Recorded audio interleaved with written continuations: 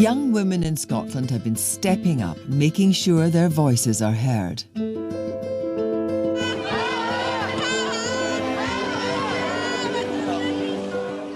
In 2005, a group of 7 teenagers made the headlines. Known as the Glasgow Girls, they launched a campaign to stop the deportation of their friend, Agnesa. Really glad that the people are very interested in our story, but inside I'm scared as well because I don't have any papers.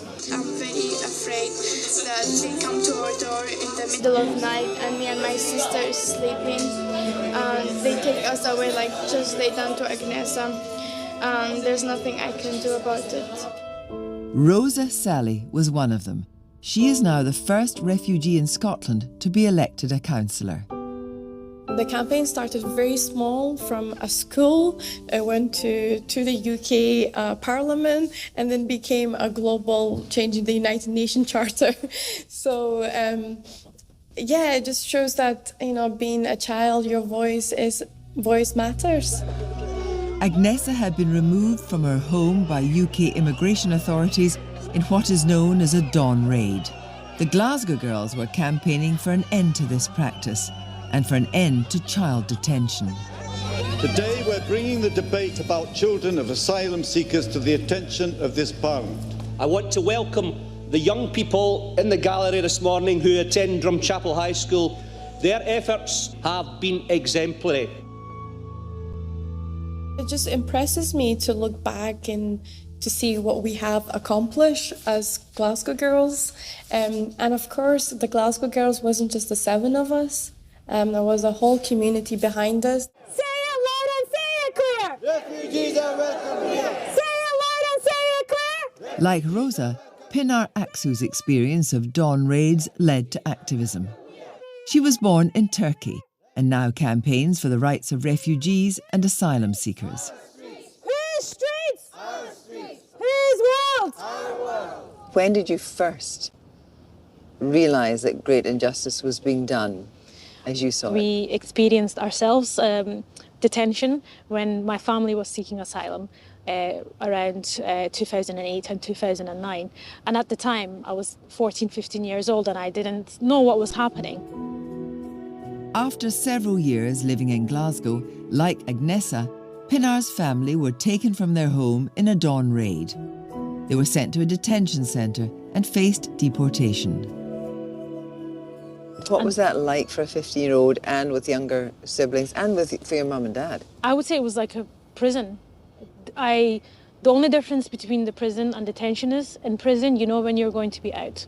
In detention, you don't know when you're going to be out. So what did your teachers think was happening? They were amazing. Like they immediately started informing my friends in the school, and then they started gathering like sport letters from my classmates and from my teachers. And now your family has full citizenship? Yeah, now we've got leave to remain, so that's was all in the past. But I guess that's where sort of the activism started, because after that my teachers and everyone was suggested, oh, do you mind sharing your story so that everyone else can hear how unfair it is.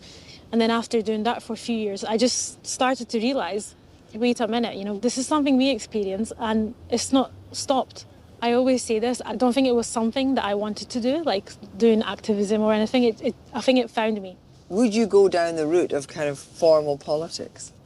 I don't think at this moment there are any political parties that is in line with my view and represents what I'm in my views.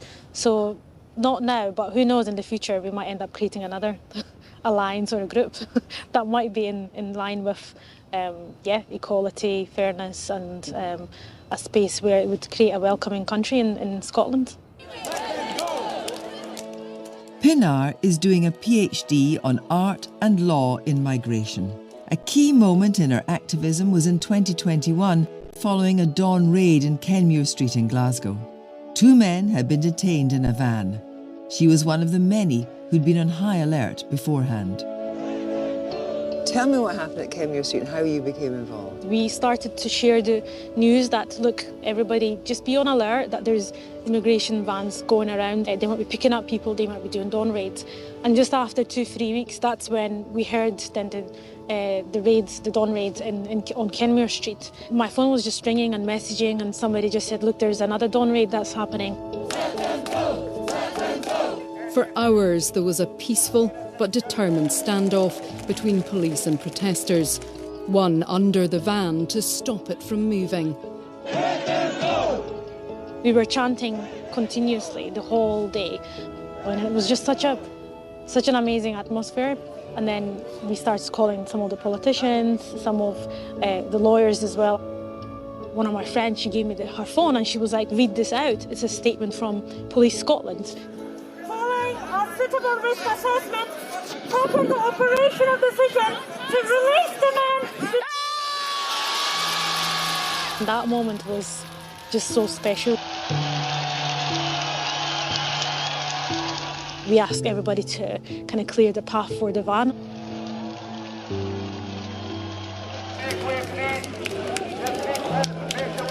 After a day of protests here in Glasgow and a very heavy police presence, the two men who spent the day in the back of that van are now out and heading towards a local mosque.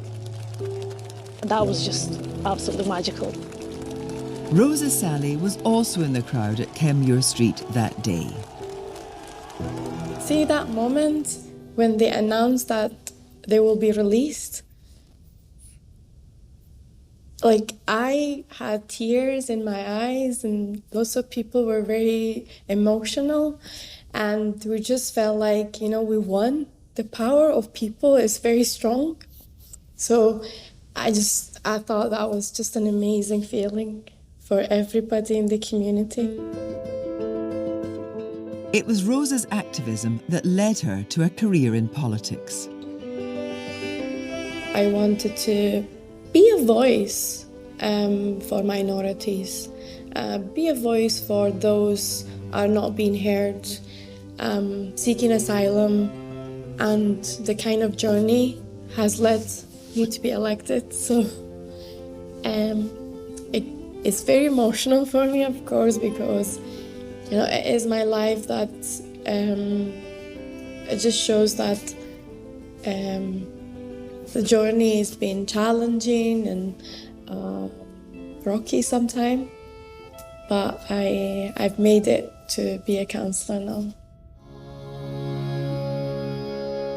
This new generation of young activists is living in a world which can still be a difficult place for women.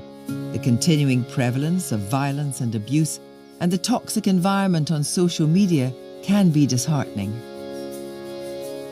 But in the darker moments, it's important to remember just how much has already changed. Scotland is a completely different country to what it was 50 years ago, and women working together have led much of that transformation. There's still some way to go though, so the world better watch out.